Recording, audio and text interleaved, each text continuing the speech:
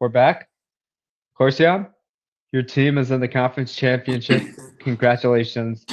My Hmm. team was 15 yards away, and I will be sad about it, but I'm largely 95% happy with how we did this Hmm. season. Yeah. I don't think anybody had the Bears are where they're at, and I don't think people had the Broncos where they're at coming into the Hmm. season.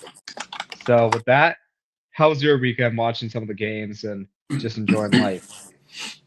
Yeah. Um, it was an exciting weekend. I'll say I probably watched the least of the Seahawks versus the 49ers game. As much as I do like blowouts, you know, I had other things going on, and then because of how quickly it kind of turned into a blowout, um, I didn't really feel too much need for like watching that one. But I did watch through all of the Bears Rams game, the Broncos Bills, and then I did see most of, or at least probably about half of the Patriots Texans game. Yeah, I missed the Texans and Patriots game because I was setting up a couch and while Hmm. minding my TV. I thought it Hmm. would take like an hour or two tops. Ended up spending the entire game. We had the parents over and we were kind of working through things and stuff like that because we didn't bring all the right equipment. So we were using like flyers as like make do like socket wrenches. So we're Hmm. trying to figure out what do we have because we don't have a socket wrench and we don't want to come back in 2 weeks to do it. So Hmm. yeah, that was fun. As usual, heart racing doing the Bears and Rams game, and just got to say this. We'll dive into them more. Hmm. What a crazy throw by Caleb Williams to Dude, tie the game. I mean, nuts. this second straight week, season on the line. He makes a crazy throw. Hmm. Um, and credit Komet for making an easy adjustment. Hmm. Slight push off, maybe, but Yeah, like it I, happens though, you know. he didn't like elbow bend, extend his arm to push Hmm. off. Like it was just a slight like incidental touch. Hmm. Like is how Chicago Bears fans would say it. But um, yeah, I mean just crazy. Like I thought Caleb was just throwing it up there for whatever the heck. And I'm like to have the season end like that, that's crazy, Caleb. Hmm. But credit him, man. I just run out of superlatives and to describe him and he was phenomenal. He was Hmm. simply phenomenal. So, as a Bears fan, this is new. We have a quarterback. Hmm. Like, I Yeah, think the closest we had was Jay Cutler to this, and now we have so long an ago. even better version than Jay Cutler. So, I am excited about the Bears prospects. Um, I do not think the window is closed. I think there's Hmm. still like ample opportunity for this Hmm. team. But let's start with the Broncos and the Bills. Hmm. Obviously, everybody's going to talk about that catch turn interception.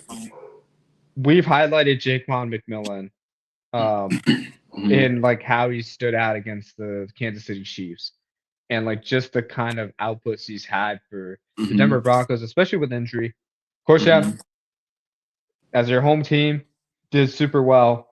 Break down what you saw in this game. What worked well for the Broncos? What worked well for the Bills? And how are the Broncos able to pull it out? Yeah, I mean, from the Bill side, I mean, Josh Allen, despite the plentiful amount of turnovers, like Josh Allen will be keeping his team in games regardless. Um, I think, I mean, there are good players on the team, but there are also a lot of weaknesses to the Buffalo Bills. Um, and creates situations where it's like when Josh Allen messes up, like I mean, you have a couple key guys. I mean, like Khalil Shakir throughout the playoffs has been phenomenal for them. Dalton Kincaid, when he's on the field, he is one of the better receiving tight ends. I think statistically he might be the best, at least yards per route run for tight end. He might be like one of the best in the league. It just he's not on the field all too often. So you have like those keys there, um, but then like the Broncos, I think it's a similar case with like the Bills going against the Jaguars, where it kind of feels like Josh Allen and James Cook versus the Jaguars the previous week, and then it feels like the show of Josh Allen versus and James Cook versus the entirety of the Denver Broncos this most recent week here.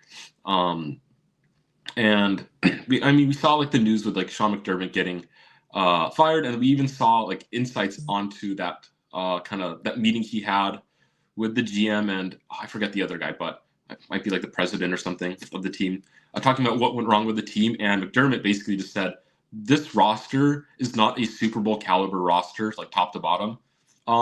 And obviously they took offense to that and they fired him. But like that's what is the case with the Bills right here, where it's like you don't have a true wide receiver one on this team. Your best receiving threat is the tight end who can't really block, and so he's not even on the field all of the time. Your running back is good, but that fumble was untimely for him. But then it's like if the running game gets stopped, it's a struggle. But then also, I remember the things that I said last week on, the winner of this game will be determined based off like the ability to stop the opposing quarterback's rushing ability. And then with those, the fumbles that were forced on Josh Allen, I think that was a huge aspect to, stopping the Josh Allen rush attack. And it looked like the Broncos early on were committed to having Bo Nix scramble and run the ball on designated quarterback run plays. Yeah, and speaking of which, I feel for you as a fan, as for all the Denver fans. Mm-hmm. To have Nix break his ankle on such a critical play, like break a bone in his ankle, that is awful. Like they're gonna have their work cut out for them against the Patriots, but the one thing they have going for them is Stidham is a quarterback who's used to playing in Sean Payton's system, and he's played recently well, in stints. Now he's gonna have to get a game of his life, but that's why you have a guy like Nick Foles, just being uber confident in the Broncos and giving them hope. The one thing I'll say that stood out to me in Buffalo is obviously the turnovers. Anytime you turn over the ball that much, you're not winning.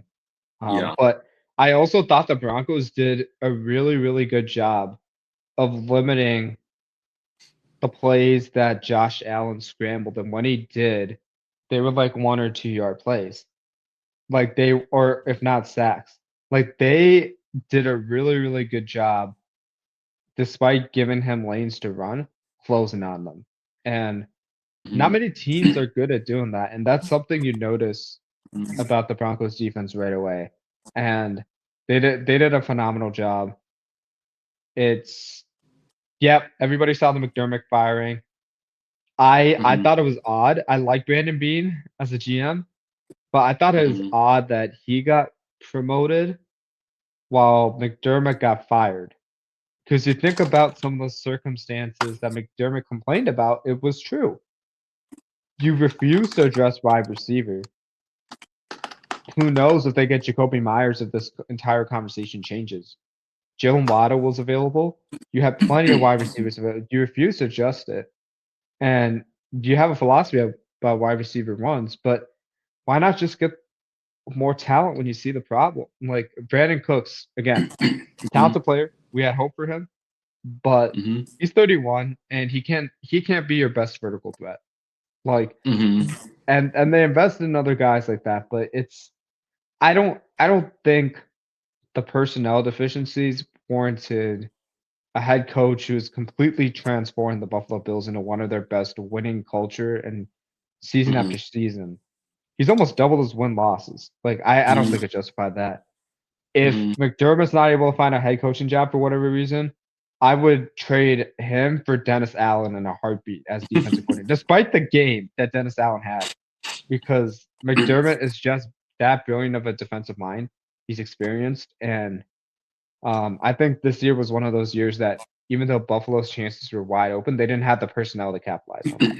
And I don't think that falls on the head coach. So that's my soapbox on the game / fallout. Yeah. But on top of it's an odd kind of firing, for Sean McDermott. But also at the same time, you got to think Josh Allen is 29 years old, right? Considered probably the best quarterback currently in the league. That you'd want to build a team around, but he hasn't seen the Super Bowl once. And then you look similarly with Lamar Jackson. a similar situation where you consider him one of the best quarterbacks in the league. But he also hasn't, touched the Super Bowl once. And obviously the Chiefs have been a good team, so that's like a factor that is part of, why they haven't seen the Super Bowl. But like the fact that you can't get over that hump despite having the best guy at the position that you could possibly get, is like reasons why we see Harbaugh and both McDermott get fired here, I think, where it's like, sure, you've been a good coach, but like you haven't gotten us over the hump.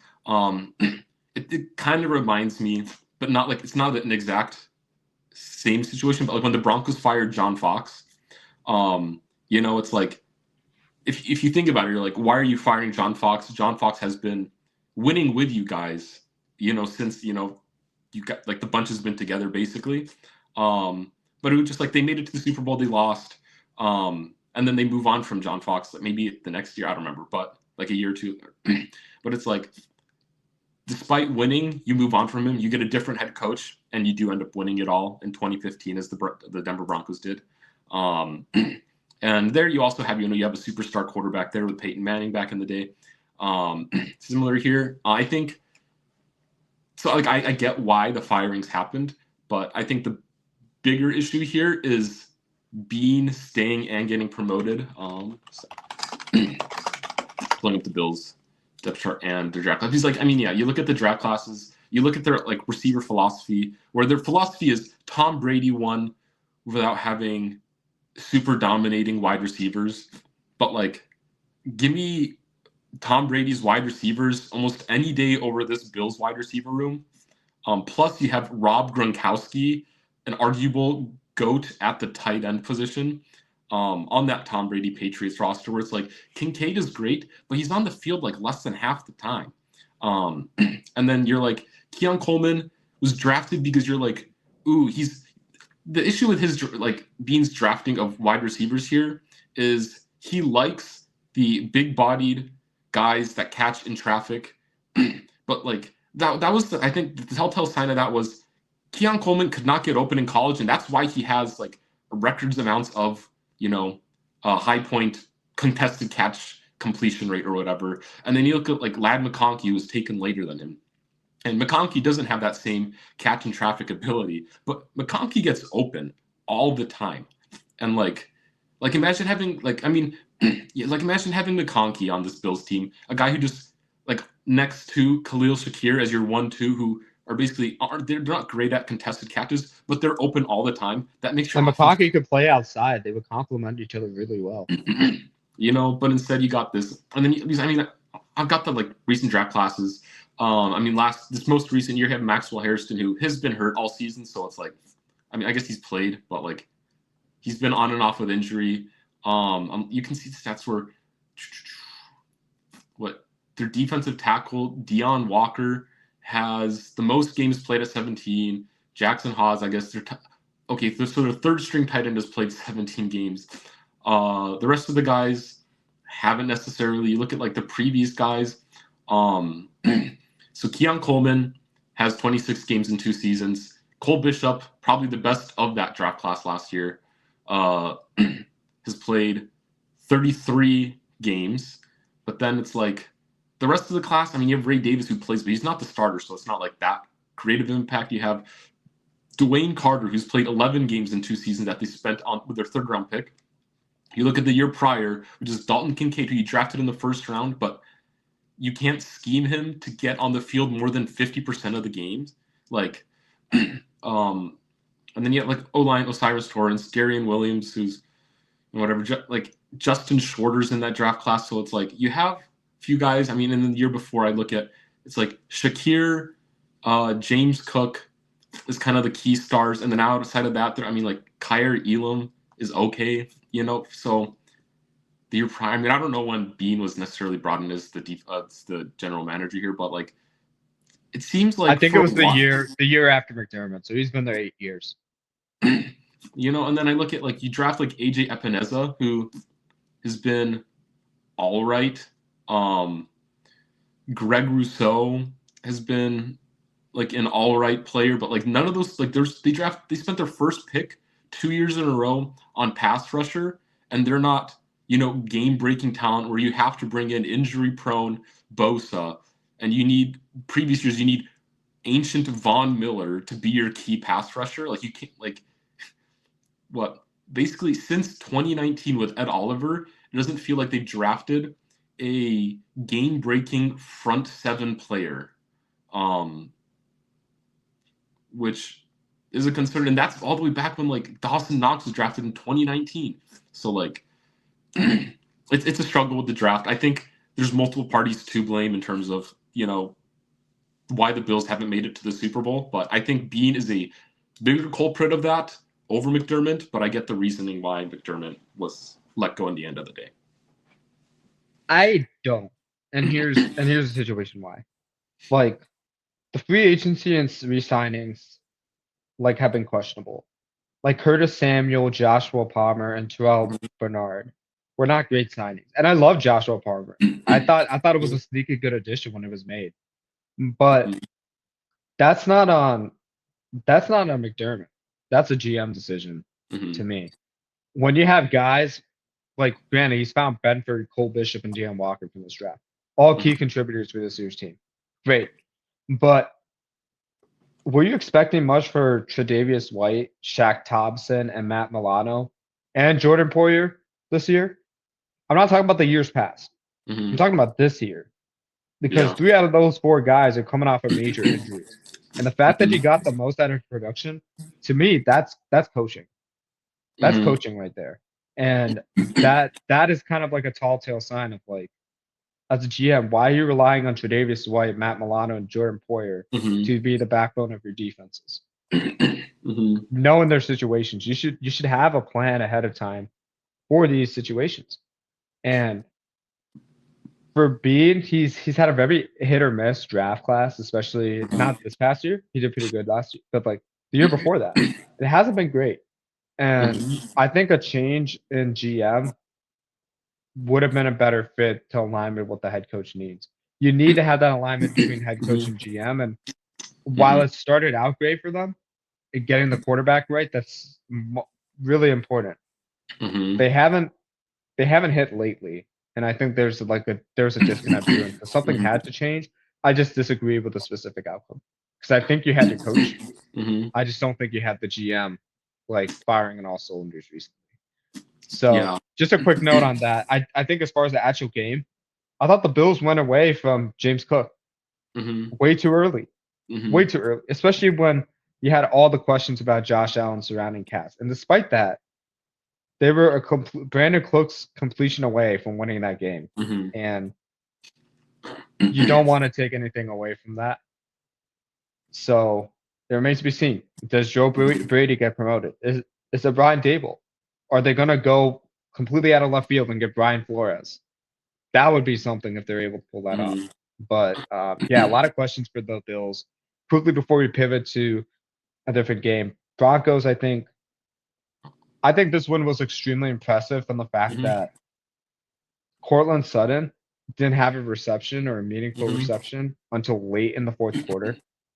And the Broncos were still moving the ball, still having success. And I think it's a testament to how well this roster is built. And when Sean Payton started calling screens during the first drive of overtime, I was like, oh, here we go again. Corstian's going to get so mad if the Bills end up winning this game because of how the Broncos did not succeed on the first drive. But give them credit. They got it done.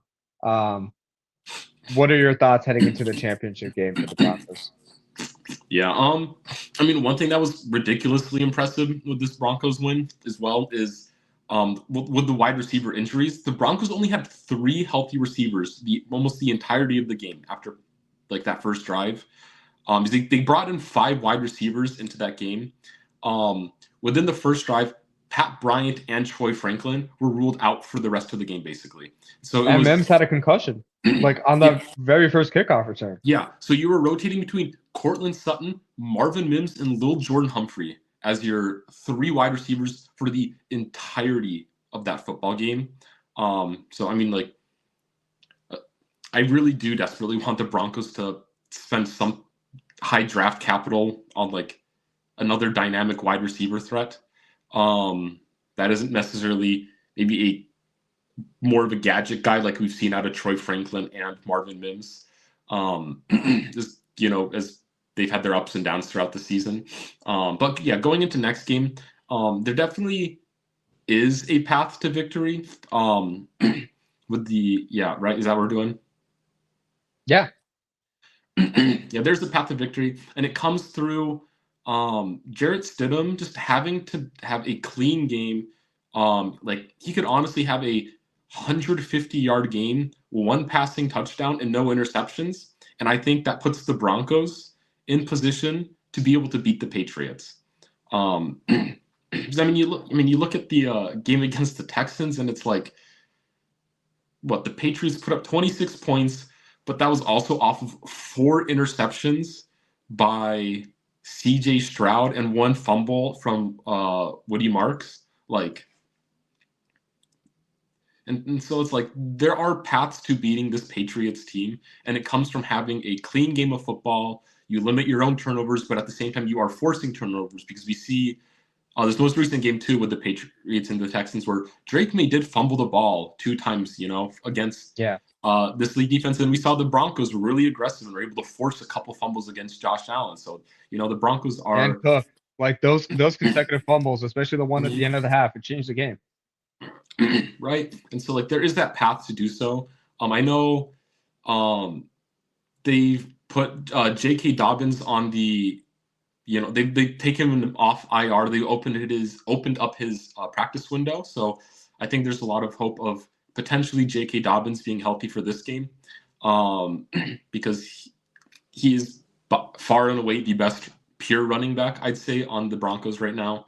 Because RJ Harvey is a great football player, but I think he has a lot to learn about just being a running back. He's good in space, but as a pure runner, he has his struggles. McLaughlin is a good runner, but he's undersized, and he's the worst on the team, I think, at pass protection. And so basically, if he's on the field, it's almost a guaranteed run to McLaughlin, which is kind of the struggle, which is easy to key in. So it's like defenses can more easily key in on what the play call might be based off simply who the running back in the backfield is. Like Tyler Bidet,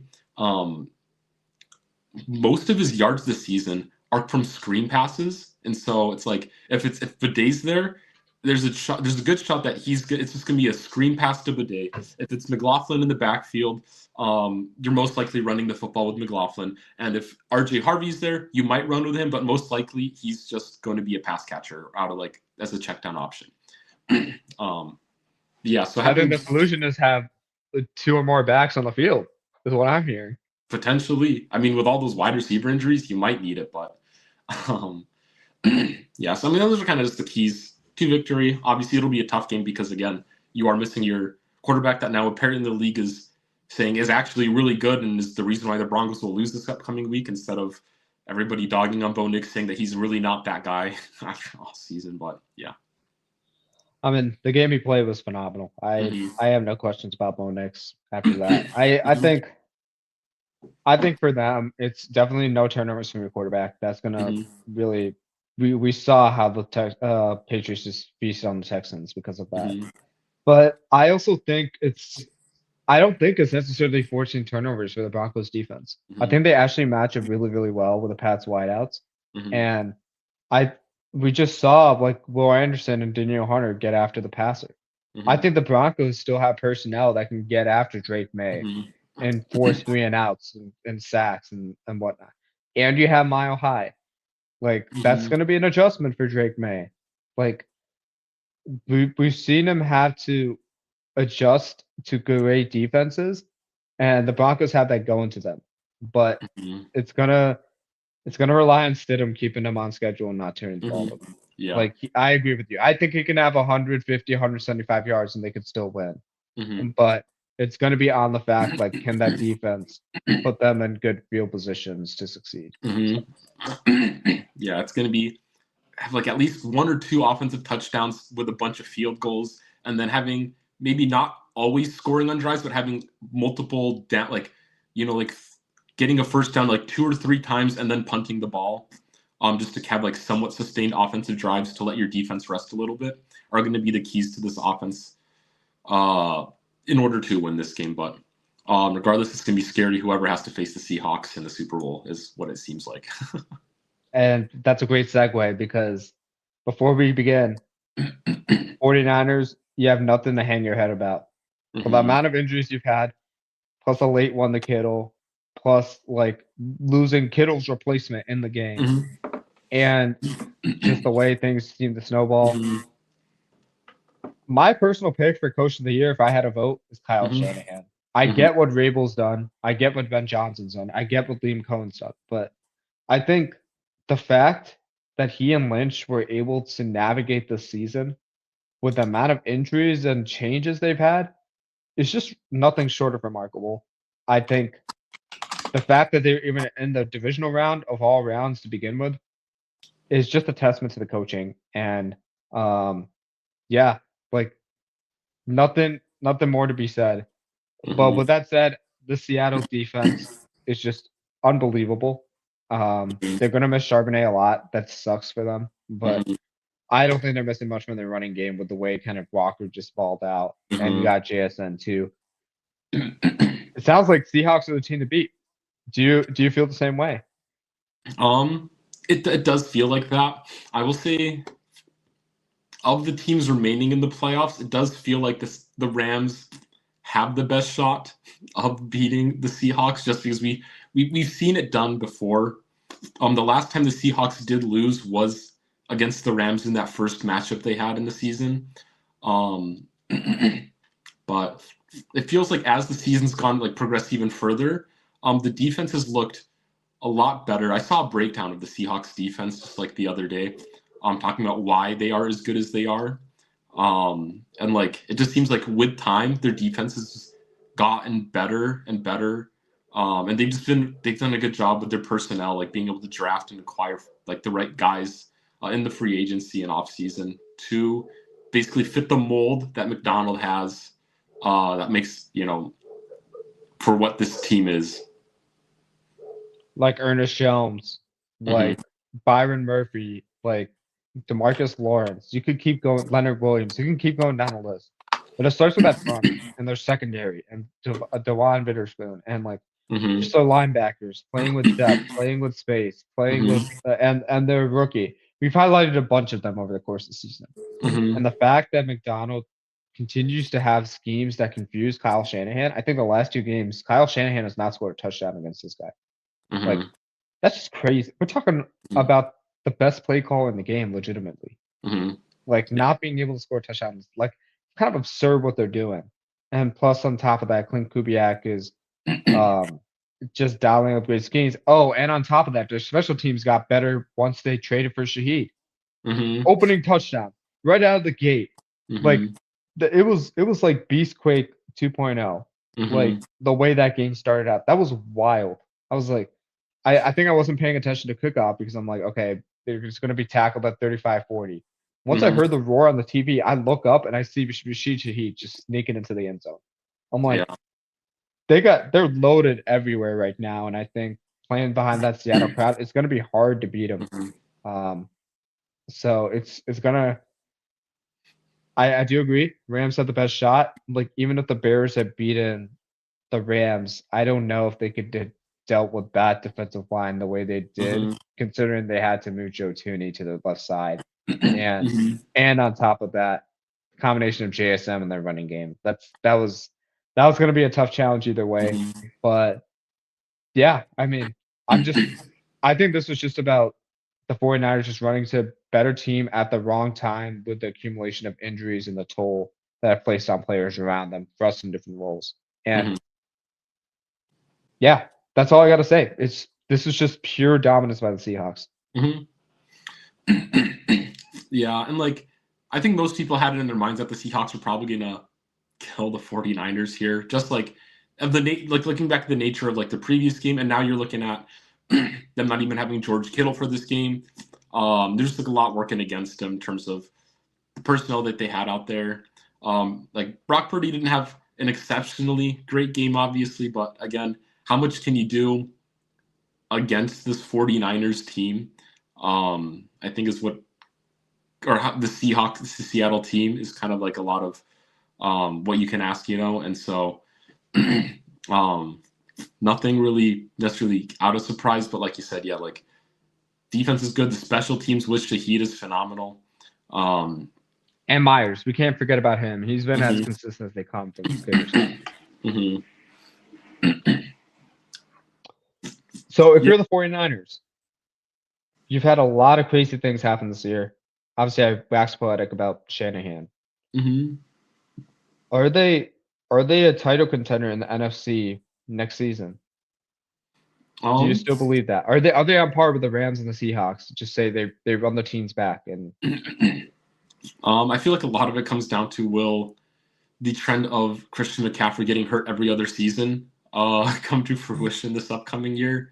Because I think healthy CMC all the way through, I'd say yes, they can be up to the task of being competitive, especially if they're fully healthy entering the playoffs. But if McCaffrey goes down on like IR in like week 2 or 3 of the season, he hasn't been as efficient as just a pure runner this season. He is the best receiver on this team right now. And so like having that subtracted out of their offensive attack would really just, I think, cripple them almost from the beginning. So healthy CMC, I can say yes, they can be. Unhealthy CMC, I think, hurts their odds. And just the fact that Christian McCaffrey gets, every year you're getting older, you're getting more closer to that regression bump, which I think he's already started to trickle into, is kind of like the big question mark for this 49ers team. The obvious answer is help, right? But I think with another investment on the defense and then trying to find a coordinator as talented as Saleh with him now going to the tight ends, it's going to be a huge deal because Saleh played out of his mind as a DC. The kind of talent he had, and just getting Fred Warner and Nick Bosa back will be a big boon.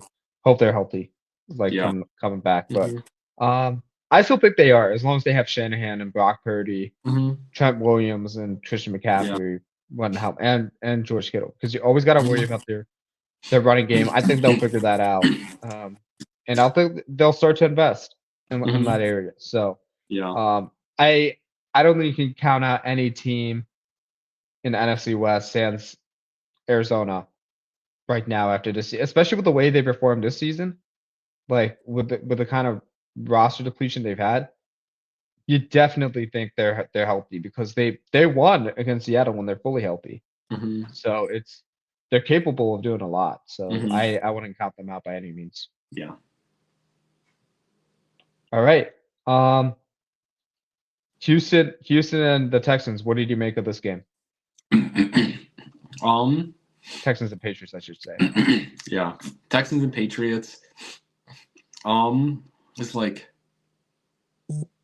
CJ Stroud needs. I keep on getting notifications about the Mike McDaniel movement. I keep on getting distracted by. Mike McDaniel is the offensive coordinator of the Chargers right now. Is that official? It's official. I just saw 2 notifications for it. Wow. Yeah. But anyways, we're about to I think we're going to talk about coaches a little bit right after the playoffs. So we'll address it then, I guess. But it's cool it happened, I guess, while recording. So our reactions. Ooh. That is getting.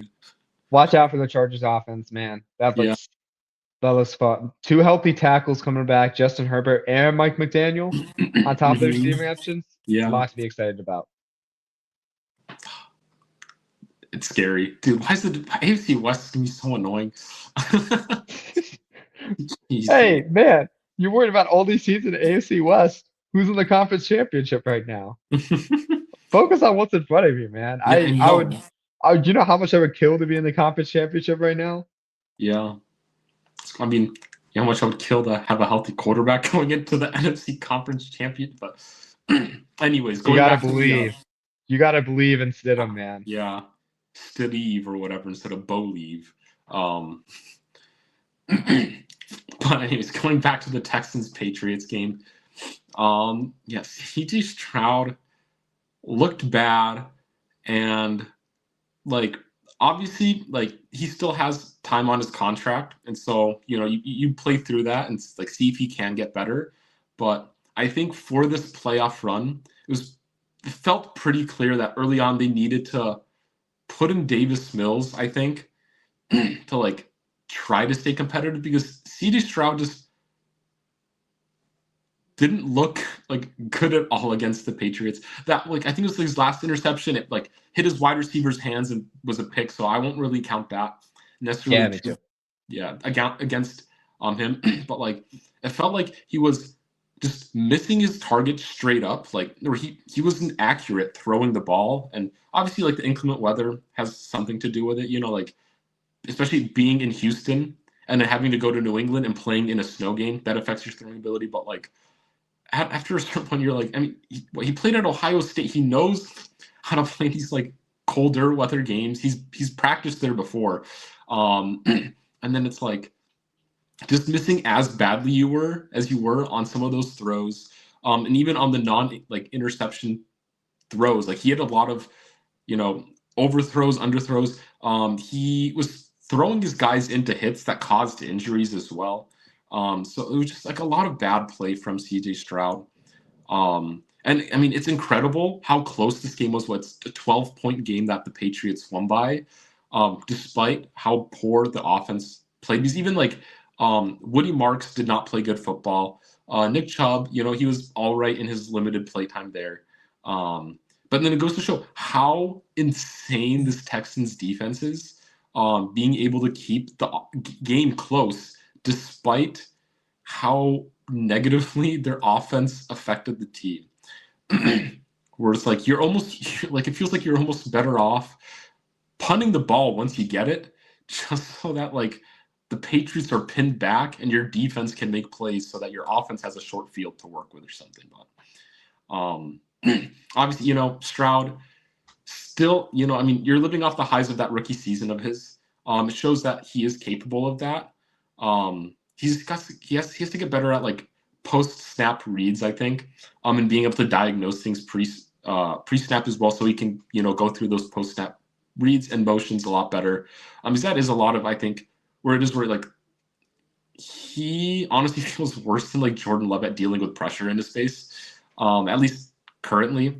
And I know we've talked about like Jordan Love, Jared Goff kind of being poor in, like when facing pressure, but CJ Stroud I think is right up there with them in terms of being even worse, I think, at facing pressure. But I'm kind of dissing on him right now, like I did last week. I was about to ask you a question. Yeah. If you had to go back, you had the number 1 overall pick. Would you take Bryce Young or CJ Stroud? I think I still take Bryce Young, because like, I mean, I said this last week, I take Bryce Young over CJ Stroud quite significantly, I think.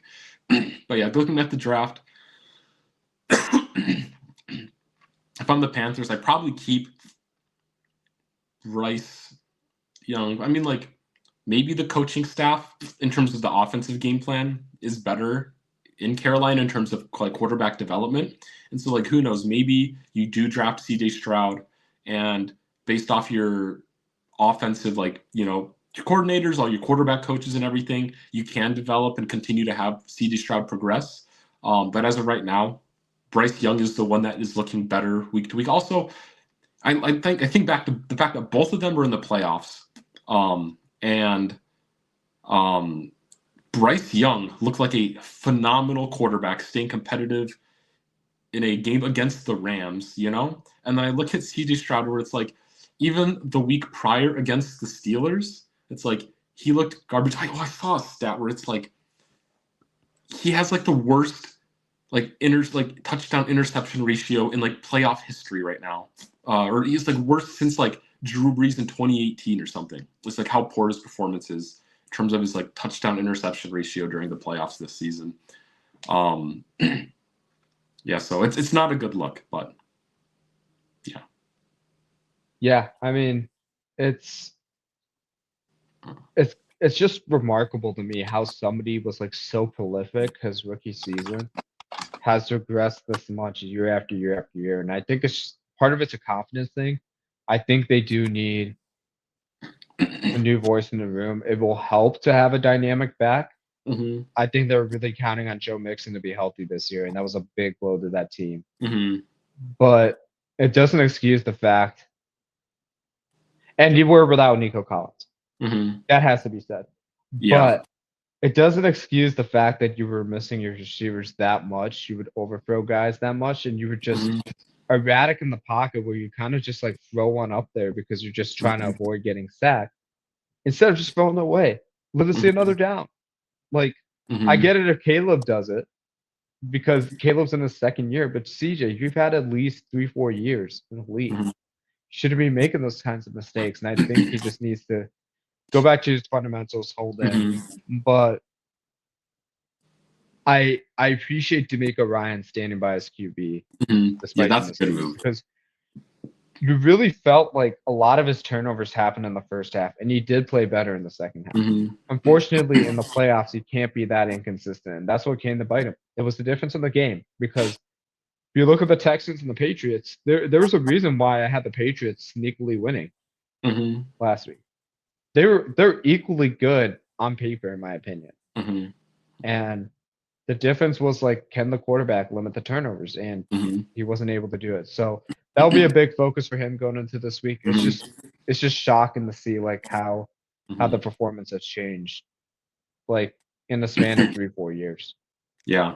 I found the stat, by the way. It's C.D. Stroud is the first player with 5 or more interceptions and 5 or more fumbles in a single postseason. Wow. In 2 games, he's lost the ball 10 times. That accounts for benching after 2 weeks. Like, right? Like if this happened in the regular season, he would have been benched. Yeah. Wow. So crazy.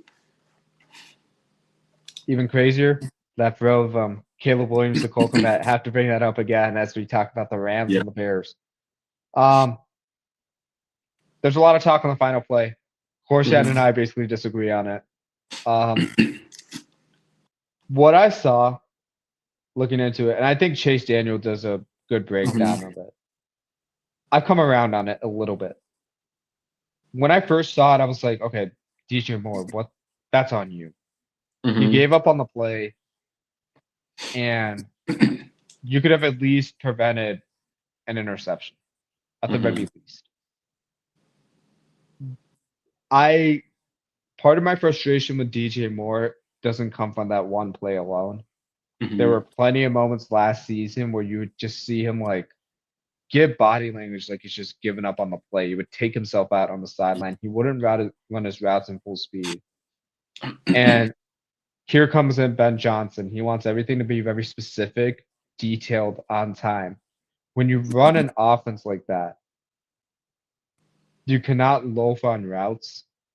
You have to be really precise with your route running because certain receivers run routes to create space. I believe on that play, Rome is running, or I think it's either Luther or Rome. I think it was Rome because Luther was running the hitch on that one, or the curl. Rome was the primary guy creating space for DJ Moore. I think it was a dagger concept, except Odunze was running to the corner. It started out as dagger and it is running to the corner. The intent of that route is to drag the free safety who ended up making a play on the ball and intercepting it out of the picture. And it's supposed to open up a void of space because it started out on the left side of the field. And then you had Loveland and Burden on the right side running like a curl flat route. But at that depth of the route that DJ was supposed to run, there is nobody in the right side of the field and it's supposed to create that space. Part of it's on the Dunze for not selling the streak early, like the go route early, enough to influence the safety. The other is on Caleb for not staying on the same page for DJ Moore, but definitely DJ Moore not flattening his route for like, now that I saw it, it was supposed to be an in cut at that depth. He turned it into a crossing route going vertical. And because of that miscommunication between where Caleb saw the defense in a certain way, and Caleb made the absolute right decision considering what the defense allowed. And DJ Moore kind of forced it into a wrong decision. But at the same time, it's like, Caleb, if you're seeing this happen, you gotta pull off of it, especially at that down and distance and throw it away. It's too big of a situation. Live to play another down. You do your best on fourth down anyway. You have two other cracks at the apple. And it's a combination of things. I think it's gonna wind up getting DJ Moore traded. Mm-hmm.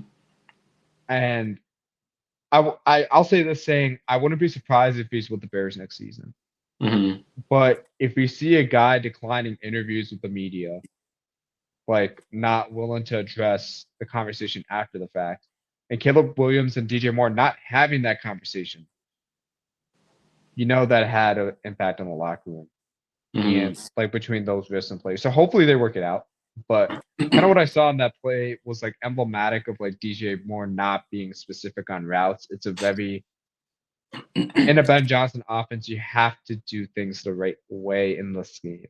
It's less forgiving for a guy like him. And it's not this, and I'm not dogging on DJ Moore saying he's not a talented player. He obviously can play in this league. We've seen him with Justin Fields and like that Washington game and whatnot.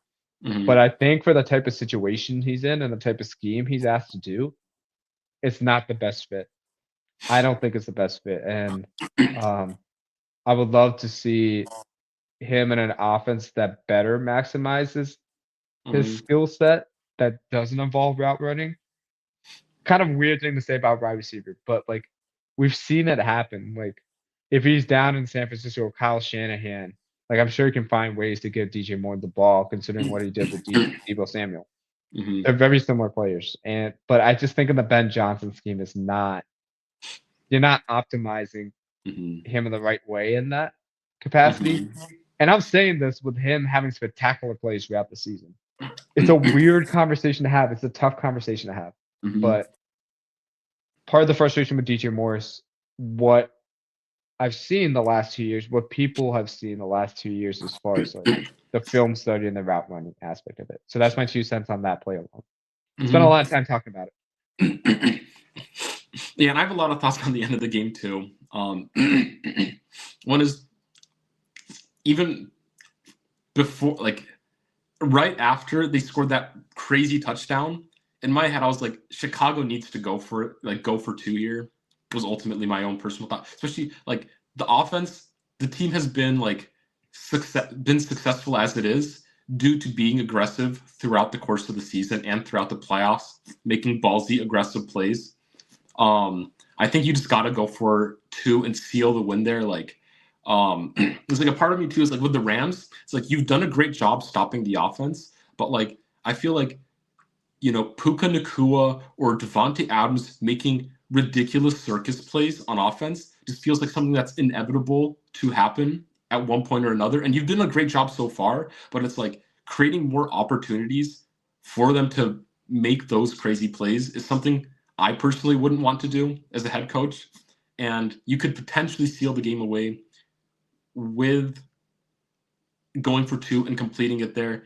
And like, sure, it would suck if you didn't get it, but like, I feel like most of the NFL, most of the people would be understanding as to why a coach like Ben Johnson would opt to go for 2 after scoring that touchdown. I disagree. I thought he made the right call because I think it's tempting to go for 2 there and just seal the win. I'm like kind of like 55-45. I would kick in favor of kicking an extra point. The reason I would say I'm leaning towards kicking an extra point there, and I thought he made the right decision, is because you have to think about what was happening in the fourth down conversions in that game. Like, I think more and more coaches need to think about, like, what is our offense actually doing in these situations? Like, are they succeeding? Are they not? Like, what kind of concepts are we calling? In my opinion, I think the Rams, like, absolutely smoked them in, like, 1 to 3 yard situations on 3rd and 4th down. Like, they just did not have an answer for them. And from that 2-point conversion from that distance, you're asking a lot out of your team that just had a miraculous 41-yard completion when you started at the 14-yard line for the play. Like, you just had that play happen, and you're asking your quarterback to do even more on top of that. Like, I don't know. It's particularly with the failed 4th down conversions for me. Otherwise, I full-heartedly agree with you. And if they were fully successful on 4th down, like earlier in the game and like confident in their decisions where they could build off those plays, Mm-hmm. I would 100% agree with you. Go for two. But because they were not doing well in those situations, I was like, yeah, just take the points. And I'm one of those that were in the first half. Ben, if you just took the points in that game, you wouldn't have to deal with the situation because you could tell very early on and play in the middle of the second quarter. It was going to be a low scoring affair. Both defenses had it out for each other. And I thought going for some of the fourth downs in those situations were a mistake. Now, granted, Mm-hmm. some of it was like Roma Dunze, you got to catch that touchdown. Like you Mm-hmm. just have to on that first drive. But um, yeah, I think this is one of those games where like I would lean opposite my instinct and say take the points in this situation just because of how the game played out. Mm-hmm. Yeah, but then like another gripe I had with the offense as well was I think a lack of getting Caleb Williams more involved at like with rushing the football or using getting moving him around because obviously like his avoiding pressure he's phenomenal at, but like I think it was like the fourth quarter was the first time I think I saw him like scramble for yards or something, and I'm like he is an excellent runner. He's really fast, and the fact that you haven't been able to implement that into the game at all was a minor annoyance. I think I look back at the Broncos game with Bo Nix where like it was like a fourth and short or something like that, or a short, third or fourth and short, and they come out and they like motion the running back out of the backfield, and then they have like Bo Nix all of a sudden walk from shotgun up into like under center. That was a brilliant play call, by the way. I love the fact they executed the way they did. And I think something like that. Obviously, the Rams might key into that, like, oh, this is what the Broncos did. They might have something like that up their sleeves, but like the fact that you were struggling to run in those short yardage situations, like doing something creative, try to get Caleb the ball to run with it, or have some like bootleg play that I think allows Caleb to run around. Would have been something I would have liked to see more. At least if you're and part of me is like the fact that you hadn't done it all game. And if you have a play like that scripted up that you want to use on that 2-point conversion, I think it'd be phenomenal because it's like the Rams have not seen Caleb scramble all game, and to have a creative way to get him to run around the fact, and with them not having seen it all game would have been some type of trickery. I think that is up the alley of Ben Johnson. And then going on to the interception, the game sealing interception, basically. There was, I'm pretty sure there was, at least my mom was telling me, there was like an underneath route that was open, as a matter of fact, or something that could have been like a check down option. Obviously, there's other instances, but then it's like Caleb Williams, he had time in the pocket, I think was one of the He had bigger a clean pocket. Very he clean had a clean pocket. He wasn't under pressure to make some hero ball throw. And I feel like throughout the game, we did see Caleb struggle to make those intermediate to deep passes. And so the fact that he was, I think that's where he excels at. I think he has a phenomenal deep ball. And we see why he, like, through that game winning or game tying touchdown, we see that he has a phenomenal deep ball. But like, I feel like there was plenty of times where we saw him overthrowing or underthrowing receivers deep into the end zone, like when they were at like the 20 or 30-yard line. We saw this through the beginning. The weather was bad. There was snow on the ground, was snowing. And so it's like, sure, he can make those throws, but the fact that he's been struggling with them most of the game, and he kept on making those, which led to, your drives getting shortened, maybe a little bit sooner than you'd like, I think was one of my gripes with how Caleb Williams played parts of the game. I think that does come with experience, being able to know that the weather is poorly affecting your ability to throw the ball deeper. And maybe even if it's not the weather, you're just maybe having a bad game throwing it deeper down the field. Then you just got to like take a shot here and there, but like readjust to kind of have more of those shorter to intermediate level passes than the intermediate to deep passes. Yeah, that's a good point. And I think it's one of those things where Caleb from year one and Ben Johnson's offense to year two, he needs an offseason to really drill that and understand the scheme better, like in order to hit those passes. I think he has the perfect talent to be able to do that. It's just one of those things where it's unfortunate, but you need an offseason to really like develop those skill sets. Like to be able to do it in this offense. I'm not saying he can't do it. We've Yeah. seen plenty of instances where he can. On the other side of it, because I do want to give credit for the Rams, who've made phenomenal plays. They didn't turn the ball over, and that was the difference in the game. Like Yeah. a lot of turnovers that Caleb Williams had, like made the difference in the game, especially in that overtime. But for the Rams struggled a lot with the nickel blitzes and like the secondary blitzes that the Bears had lined up. And you fully saw what Dennis Allen was fully capable of once he had full personnel. Like that was clear abundantly. But I think the one thing the Rams did really, really well is get the running game going with Kyron Williams and committing to it.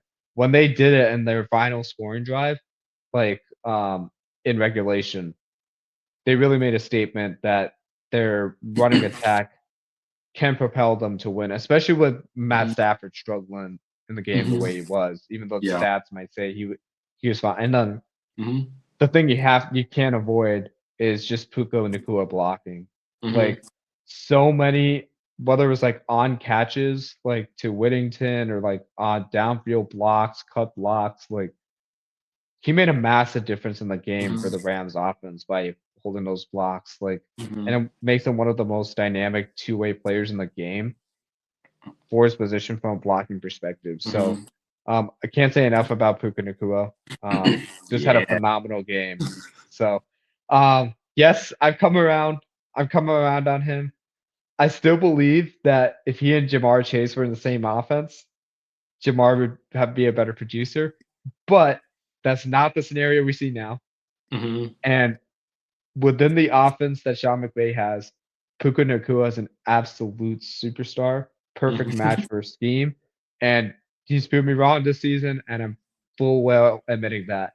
I feel like Kyron Williams and him had it out for me this game. And I was like, oh, shoot.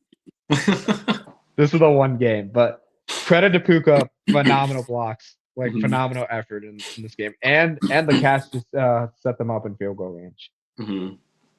Yeah. I have one last overall playoff thought, but do you have anything else for this Bears-Rams game? Not for the Bears-Rams game. I think going into the future, the Bears are equipped well. I'm really curious to see what they do with Nashawn Wright this offseason. Because he's had his highs and he's had his moments. And personally, I wouldn't give him a contract extension. I'd rather a team offer him something else. But if for some reason his market is poor, I'm like, of course, bring back Nashawn. I just think you take your chances and continue investing on defense in the draft and target guys in free agency. But future's bright in Chicago nonetheless. People are going to want to play for Caleb and Ben in this offense.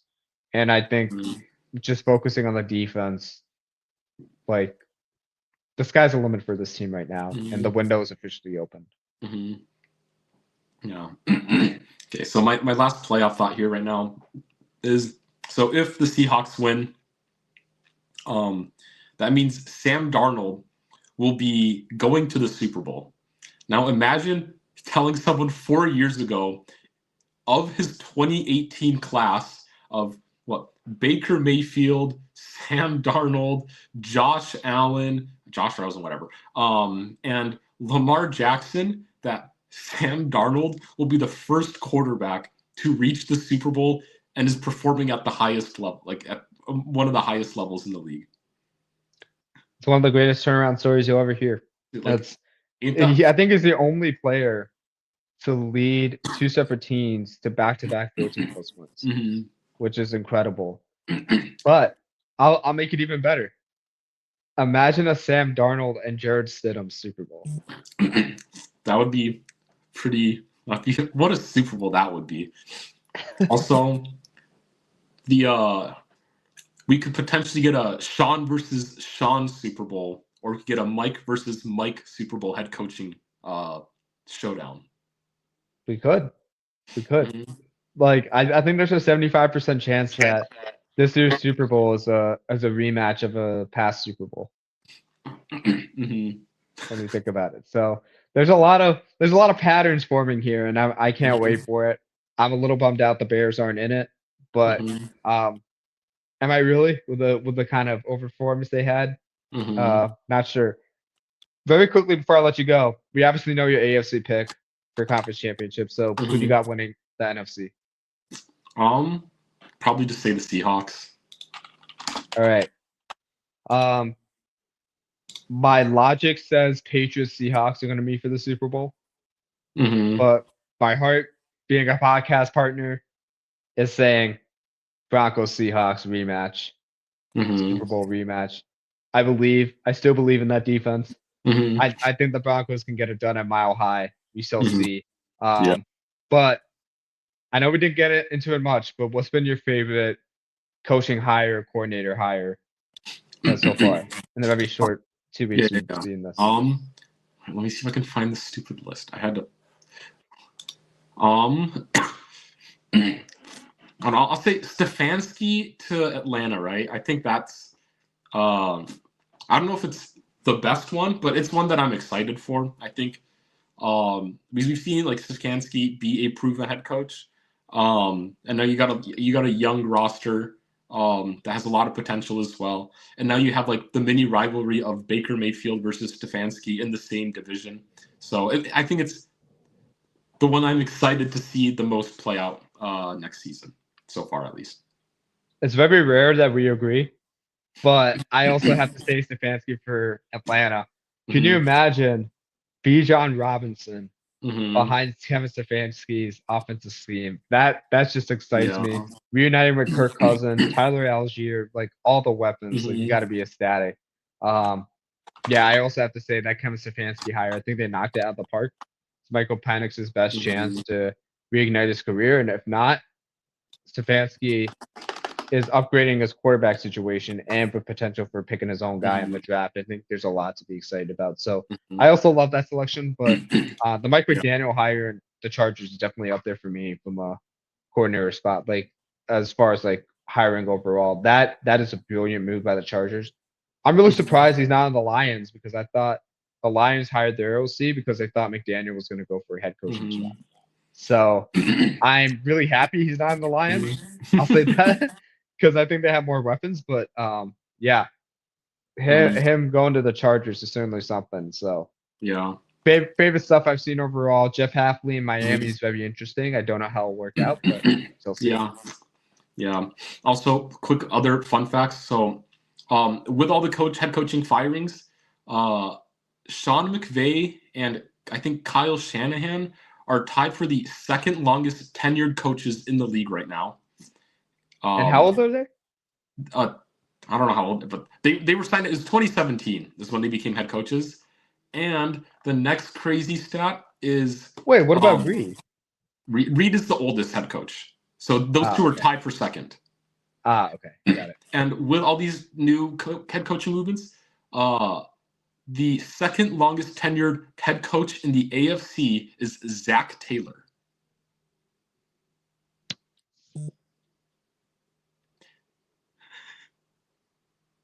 Andy Reid number 1, Zach Taylor is number 2. Let's see if there's. And then, all I gotta ask is just Bengals. Why? Why are you sticking with that man? Yeah. Like why are you doing it?